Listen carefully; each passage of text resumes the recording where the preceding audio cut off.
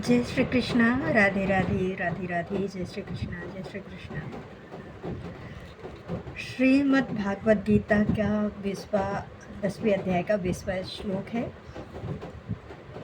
अहिमामंत गुडकेशाय सर्वभूतेषु स्थिति अहमिदिशाय मचेतो भुक्तमन्ताय च। हे अर्जुन, मैं समस्त जीवों के हृदय में स्थित परमात्मा हूँ। मैं ही समस्त जीवों का आदि, मध्य तथा अंत हूँ। इस श्लोक में अर्जुन को गुड़ाकेश कहकर के संबोधित किया गया है, जिसका अर्थ है निंदा रूपी अंधकार को जीतने वाला। जो लोग आज्ञा रूपी अंधकार में सोए हुए हैं, उनके लिए ये समझ पाना संभव नहीं है कि भगवान किन किन विधियों से इस लोक में तथा वैकुंठ लोक में प्रकट होते हैं। अतः कृष्ण द्वारा अर्जुन के लिए इस प्रकार का संबोधन महत्वपूर्ण है। चूँकि अर्जुन ऐसे अंधकार से ऊपर हैं, अतः भगवान उससे विविध ऐश्वर्य को बताने के लिए तैयार हो जाते हैं। सर्वप्रथम कृष्ण अर्जुन को बताते हैं कि वे अपने मूल विस्तार के कारण समग्र हर्ष जगत की आत्मा है। भौतिक दृष्टि के पूर्व भगवान अपने मूल विस्तार के द्वारा पुरुष अवतार धारण करते हैं और उन्हीं से सब कुछ आरंभ होता है। अतः वे प्रधान महात्म की आत्मा है। इस सृष्टि का कारण महात्म तब नहीं होता है। वास्तव में महाविष्णु संपूर्ण भौतिक शक्ति या महात्म में प्रवेश करते हैं। वे आत्मा हैं। जब महाविष्णु इन प्रकटीभूत ब्रह्मांड में प्रवेश करते हैं तो वे प्रत्येक जीव में पुनः परमात्मा के रूप में प्रकट होते हैं। हमें ज्ञात है कि जीव का शरीर आत्मा के स्फुलिंग की उपस्थिति के कारण विद्यमान रहता है। बिना आध्यात्मिक स्फुलिंग के शरीर विकसित नहीं हो सकता। उसी प्रकार भौतिक जगत का तब तक विकास नहीं होता जब तक कि परमात्मा कृष्ण का प्रवेश नहीं हो जाता। जैसा कि सुबल उपनिषद में कहा गया है, प्राकृतिक सर्वभूतेषु सर्वेषां च नारायणाः। परमात्मा रूप में भगवान समस्त प्रकटीभूत ब्रह्मांडों में विद्यमान है। श्रीमद्भागवत गीता में तीनों पुरुष अवतारों का वर्णन हुआ है। शतव तंत्र में भी इनका वर्णन मिलता है। विस्तृत त्रीणि रूपाणि पुरुषाख्यान्तो विद्धु। भगवान इस लोक में अपने 3 स्वरूपों को प्रकट करते हैं। कारणोदकशायी विष्णु, गर्भोदकशायी विष्णु तथा क्षीरोदकशायी विष्णु। ब्रह्मा संहिता में महाविष्णु या कर्णोदशायी विष्णु का वर्णन मिलता है। यह कर्णा विजलते वसति स्माः योग निंद्राः सर्वकाराणाः। कारण भगवान विष्णु महाविष्णु के रूप में कारण वर्ण में शयन करते हैं। अतः भगवान के इस ब्रह्मांड के आदि कारण बालक तथा समस्त शक्ति के आवासन हैं। आदिनिमाः विष्णु ज्योतिषाः ऋविर्षुमनाः परिचित्रमिष्टाः नक्षत्रमणाः शशि। मैं आदियों में विष्णु, प्रकाशों में तेजस्वी सूर्य, मारुतों में मिरिच तथा नक्षत्रों में चंद्रमा हूँ। इसका तात्पर्य है आदित्य 12 हैं, जिनमें कृष्णा प्रधान हैं। आकाश में टिमटिमाते ज्योतिपुंजों में सूर्य मुख्य है और ब्रह्मा संहिता में तो सूर्य को भगवान का तेजस्वी नेत्र कहा गया है। अंतरिक्ष में 50 प्रकार के वायु प्रवाहमान हैं, जिनमें से वायु अधिष्ठता है। मिरिचि कृष्ण का प्रतिनिधि है।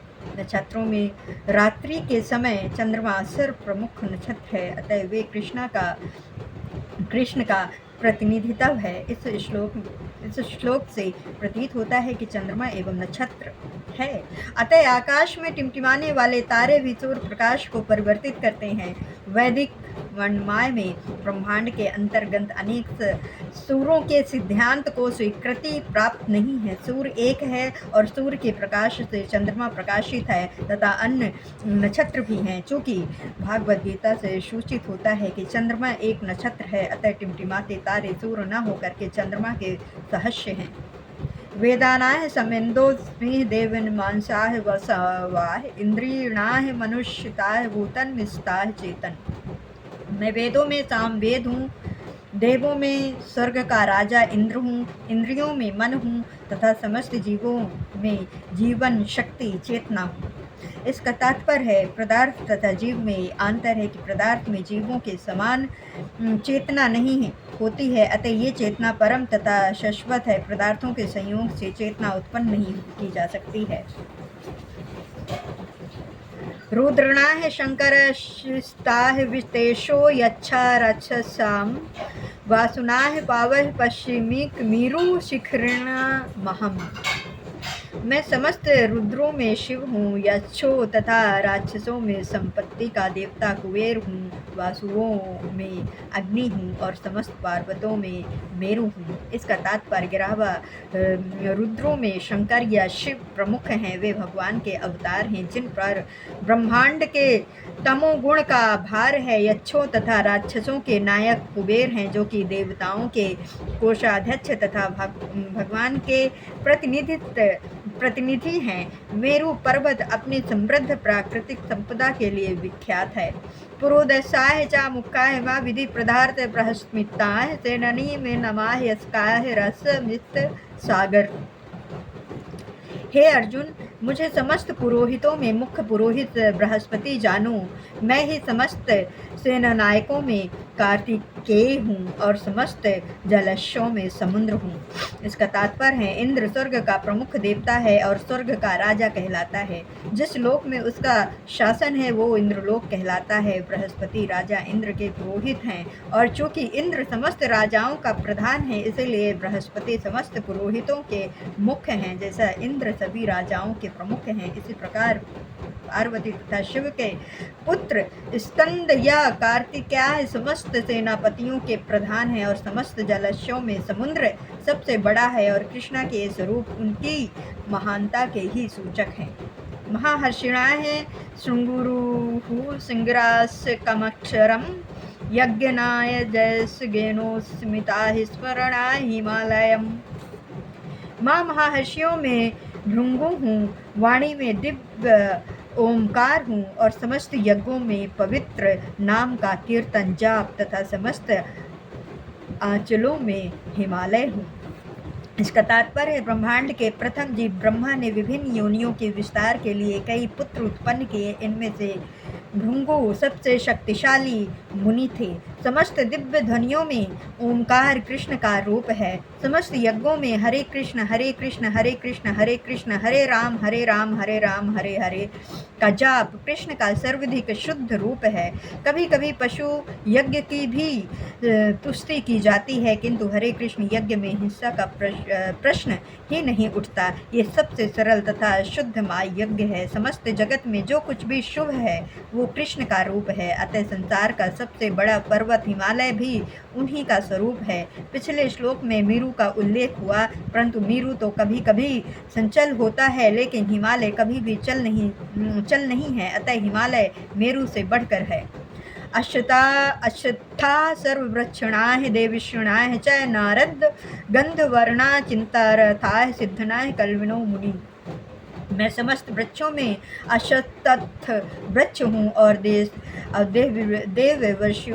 ऋषियों में नारद हूँ। मैं गंधर्वों में चित्ररथ हूँ और सिद्ध पुरुषों में कपिल मुनि हूँ।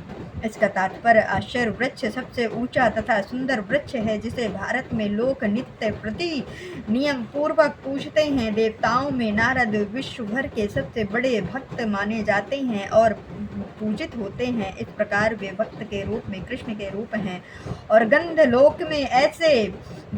लोक में ऐसे निर्वासियों से पूर्ण हैं जो कि बहुत अच्छा लगते हैं, बहुत अच्छा गाते हैं, जिनमें से चित्रार्थ सर्वश्रेष्ठ गाय हैं। सिद्ध पुरुषों में देवहूत के पुत्र कपिल मुनि कृष्णा के प्रतिनिधित्व हैं। वे कृष्ण के अवतार माने जाते हैं। इनका दर्शन भागवत में उल्लेखित है। बाद में भी एक अन्य कपिल प्रसिद्ध हुए, किंतु वे नास्तिक थे, अतः इन दोनों में महान अंतर है। उष्य सर्वस्नाः विधि ममत्रोद्वम एरावन्ताः गजेन्द्राणाः नारायणाः च नारद्युम्। घोड़ों में मुझे ऊंचे श्रवण जानो जो अमृत के लिए समुद्र मंथन के समय उत्पन्न हुआ था। गजराजों में मैं एरवात हूँ तथा मनुष्यों में राजा हूँ। इसका तात्पर्य एक बार देवों तथा असुरों ने समुद्र मंथन में भाग लिया। इस मंथन से अमृत तथा विष प्राप्त हुआ और विष को तो शिव जी ने पी लिया, किंतु अमृत के साथ अनेक जीव उत्पन्न हुए जिनमें उच्च श्रवणा नामक घोड़ा भी था। उसी अमृत के साथ एक अन्य पशु एरवत नामक हाथी भी उत्पन्न हुआ था। चूंकि वे दोनों पशु अमृत के साथ उत्पन्न हुए थे, अतः इनका विशेष महत्व है और ये कृष्ण के प्रतिनिधित्व हैं। मनुष्यों में राजा कृष्णा का प्रतिनिधित्व है, क्योंकि कृष्णा ब्रह्मांड के पालक हैं और अपने दैवी गुणों के कारण नियुक्ति किए गए राजा भी अपने राज्यों के पालन करता होते हैं। महाराज युधिष्ठिर, महाराज परीक्षित तथा भगवान राम जैसे राजा अत्यंत धर्मात्मा थे, जिन्होंने अपनी प्रजा का सदैव कल्याण सोचा।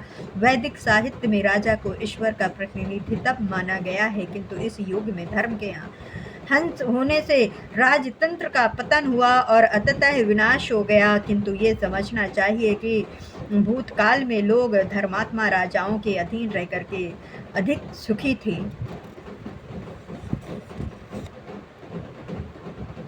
जय श्री कृष्ण, जय श्री कृष्ण, जय श्री कृष्ण।